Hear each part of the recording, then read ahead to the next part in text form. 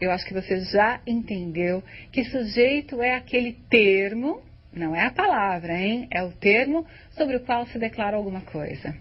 Nós temos 5 tipos de sujeito, né? Alguns gramáticos simplesmente fazem a divisão em sujeito determinado e sujeito não determinado. Nós vamos fazer uma divisão didática, né, para que vocês entendam como é possível reconhecer esses sujeitos determinados e não determinados e como é que você faz para, através do verbo, chegar a essa classificação. Comecemos pelos sujeitos mais simples, o chamado sujeito simples e composto. Leiam comigo. Gravamos então a definição. Sujeito é o termo sobre o qual se declara algo. Quando o sujeito será simples? Vejam lá. Os jovens adoraram a iniciativa. Sobre quem estamos falando? Estamos falando sobre os jovens. E agora eu quero que vocês percebam que o termo sujeito está sendo formado por 2 palavras.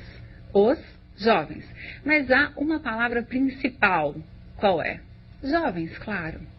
Se eu tenho uma única palavra, um único núcleo importante, eu chamo o sujeito de simples. Vejam o exemplo seguinte. Saúde, educação, segurança pública e assistência social teriam muito a ganhar com essa mudança. Nós temos aí várias palavras e um único termo, é um sujeito composto.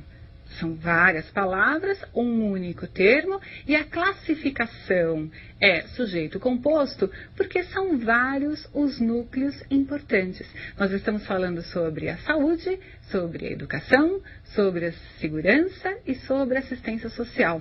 Então nós temos 4 palavras importantes que representam 4 núcleos desse sujeito composto. Muito bem. Não é muito difícil, não é? Então, simples é um núcleo, uma palavra que se encarrega de ser o elemento centralizador da informação.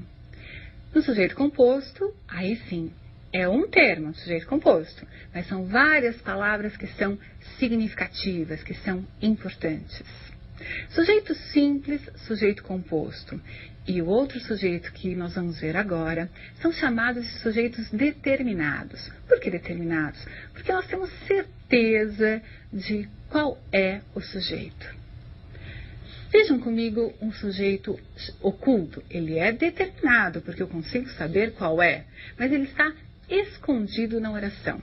Escondido ou pela desinência verbal, pela terminação do verbo, ou então ele está escondido no contexto, mas eu consigo identificar. Por isso ele é chamado também de determinado, ao lado do sujeito composto e do sujeito simples. Vamos ler? Contei a história muitas vezes. Observem, contei a história. Será mesmo necessário escrever eu contei a história? Ou vocês já saberiam que o verbo contar se refere ao eu? Eu acho que vocês já saberiam. Isso quer dizer que o verbo ou a terminação do verbo, a chamada desinência verbal, já indica a pessoa sobre quem se está falando. O sujeito é determinado? Sim, mas ele foi ocultado. Por quê? Porque o verbo já dá a informação necessária. Estamos falando sobre o eu. Tudo bem para vocês? Vamos complicar um pouquinho só. Nós vamos ver 2 exemplos de um sujeito que é chamado indeterminado. Entenda o seguinte, o indeterminado é aquele que eu não quero revelar. Não quero por quê? Porque eu não sei ou porque eu não posso. Né? Eu posso não saber quem fez a ação ou eu posso não querer contar quem fez a ação. O importante é que houve um sujeito, sim, que fez a ação, mas não está identificado na oração. Vamos ler os 2 exemplos? Vejam, destruíram os monumentos históricos. A ação foi feita, alguém destruiu, houve um sujeito fazedor da ação verbal. Precisa-se de muita gente para a reconstrução.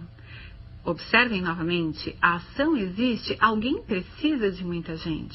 Quem é exatamente, eu não posso precisar. Eu não sei se foram várias pessoas que destruíram os monumentos, se foi uma pessoa que destruiu. Eu não sei quem é que precisa de muita gente. Eu sei que alguém precisa de muita gente.